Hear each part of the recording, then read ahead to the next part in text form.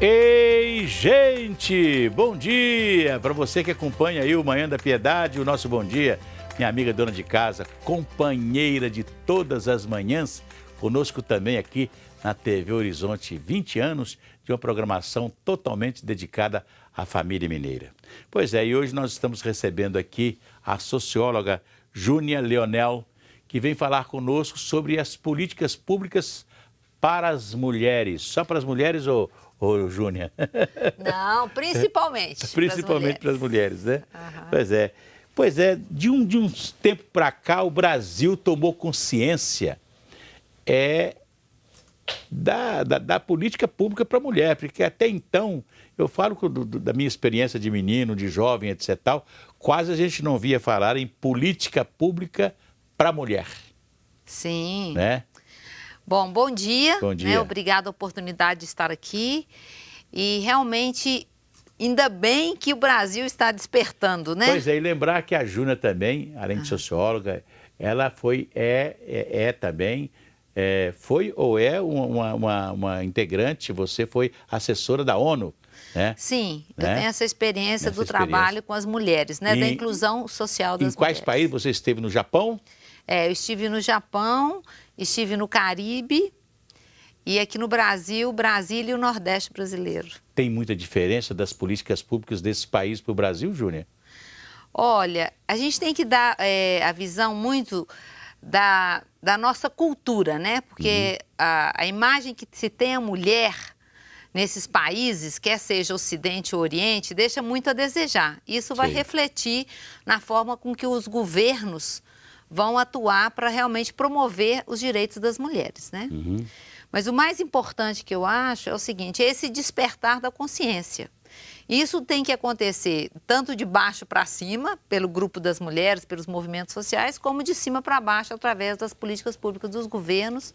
E quando se tem uma visão de Estado, então é mais possível promover, então, no médio e longo prazo, essas políticas de promoção dos direitos das mulheres. A gente vê, por exemplo, na Arábia Saudita, agora a mulher já pode dirigir e ir ao estádio de futebol, que coisa, né? A mulher não podia fazer isso, né?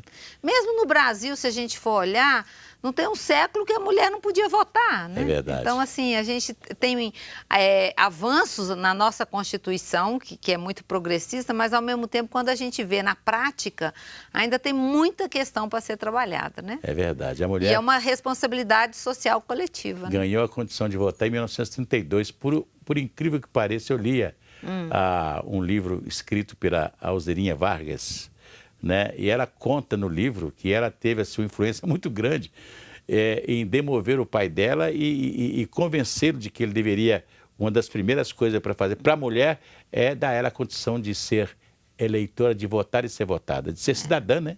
Ser cidadã. E é muito bonito quando a gente, a memória histórica de um país, é muito importante que a gente ressignifique isso e veja a batalha que as próprias mulheres tiveram ao longo do século XX, né, para garantir esse direito. E mesmo assim, em 1933, o Noel Rosa fez uma música que disse que as mulheres estavam já com todos os cargos masculinos. A música chama-se Você Vai Se Quiser. Você vai se quiser, pois a mulher não se deve obrigar a trabalhar e não vai dizer depois que você não tem comida, que o jantar não dá para dois. Aí ele fala que a mulher está tomando todos os lugares dos homens, né? E todo cargo masculino, desde o grande e o pequenino, hoje em dia é da mulher. E por causa dos palhaços, elas fingem que não tem braço e nem cozinhar quer. Olha só, o Noel Rosa, e esse dilema continua atual, porque o que se fala muito é que as mulheres, nós temos tripla jornada de trabalho, né? Num dia, para começar o dia, a gente já deixa a casa, já deixa os filhos, o marido pronto, e aí nós saímos do privado e vamos para o público. É verdade. E de noite ainda voltamos para o privado para resolver as coisas. E tem muitas mulheres que falam assim, eu lembro que quando começou a campanha de emancipação da mulher, né? E na década de 60, final da década de 60, 70, praticamente ficou mais forte, né? Essa campanha de emancipação da mulher. E de vez em quando eu converso com algumas, elas falam assim, eu vou dizer, não gostei não, porque hoje eu me sinto tão cansada, trabalho tanto, né?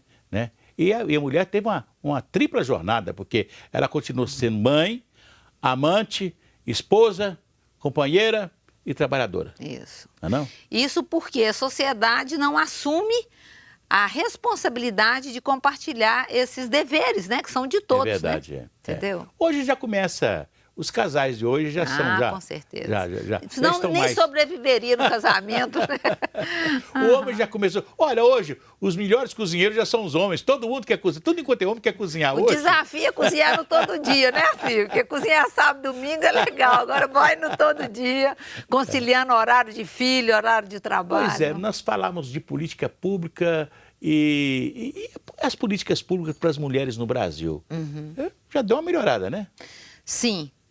E a visibilidade que tem que ser dado, porque a gente pode olhar de vários ângulos, né?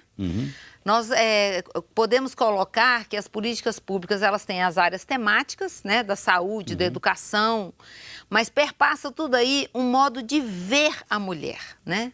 O protagonismo, ela conquistando seu próprio protagonismo na sociedade, dentro de casa, nas relações, e ela também dialogando com o próprio Estado para garantir seus direitos, né?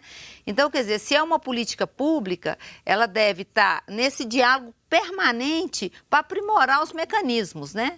O sentido, a nossa Constituição tem os direitos muito bem lindos, maravilhosamente destacados, mas as estratégias de implementação ainda deixam muito a desejar. Porque ele deve ser universalista e deve considerar a mulher na sua diversidade. Nós temos, se você colocar a mulher preta, a idosa e na área rural, você coloca nela todos os desafios das políticas públicas, né? Como garantir dignidade e cidadania para as mulheres. E não há um tipo só de mulher no Brasil, né? E principalmente dando voz, permitindo que elas mesmas digam o que é prioritário para elas. Porque não pode ser de dentro do gabinete que defina tudo, né? É verdade. A gente fica, o grande desafio do Brasil, né? O grande desafio que nós temos que enfrentar e tem que ser uma política de governo, mas não uma política de administração, de fulano e de ciclano. É de Estado e não de governo. É de Estado, que é a política da educação. Então eu fico falando assim, quando você vê, isso aqui na minha opinião, quando você vê, por exemplo, um bolsão de pobreza, nós falamos, tem um bolsão de pobreza ali, que é um aglomerado e etc e tal, vamos chamá-lo de bolsão de pobreza, porque as pessoas estão ali necessitando de muita coisa. Então eu acho que a melhor de todas as políticas seria uma grande escola de tempo integral, mas uma escola bonita, boa. Eu acho até que a escola de tempo integral ela tinha que ser uma escola com um tipo de administração diferente, com salário diferente, etc, para ser uma escola diferente, que pudesse realmente a criança entrar ali pequenininha, né, e sair já com profissão definida, né, que vai ser um outro cidadão, não é verdade? E uma outra cidadã.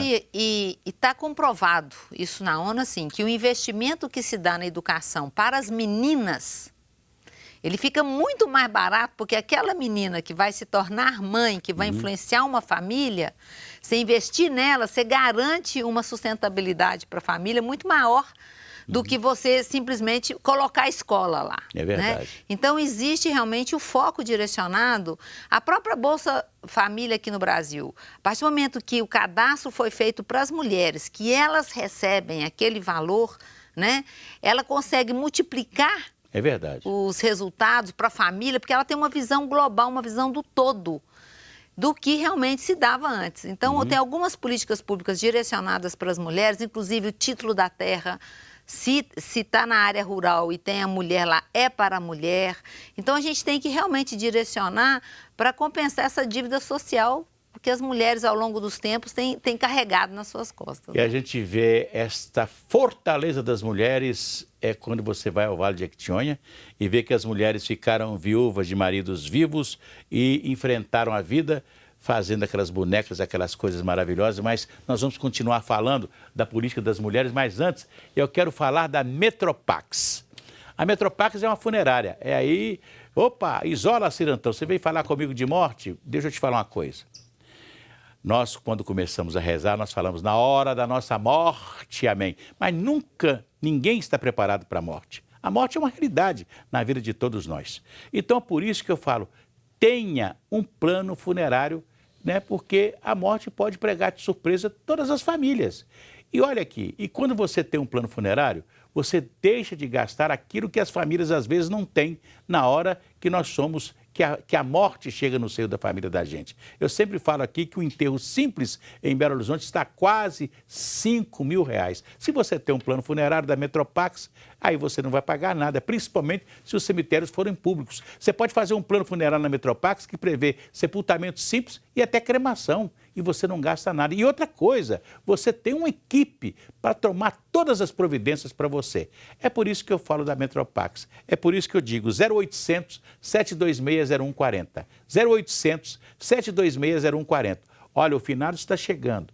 A Metropax está dando toda a infraestrutura para que a Diocese de Belo Horizonte possa, né, ter as missas nos cemitérios públicos da cidade. No cemitério do Bonfim, que é o nosso principal cemitério, muito importante. Tem o cemitério da Saudade, cemitério da Paz e cemitério da Consolação. A Metropax está junto de você. Fale com ela, 0800 726 0140. Daqui a pouco eu continuo falando com a socióloga Júnia Leonel, e nós estamos conversando sobre políticas públicas para as mulheres.